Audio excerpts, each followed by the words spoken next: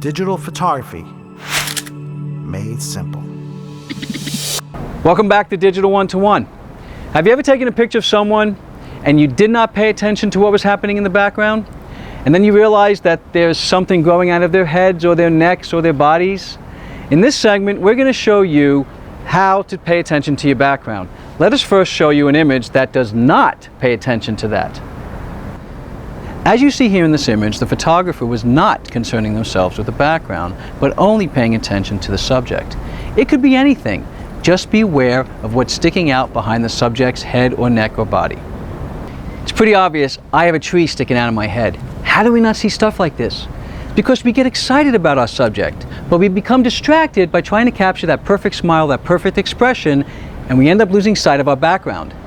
If we just slow down a bit and not become engulfed with the subject, we now become aware that our image is composed of two parts, our subject and our background. Let me now show you an image that addresses both the subject and the background.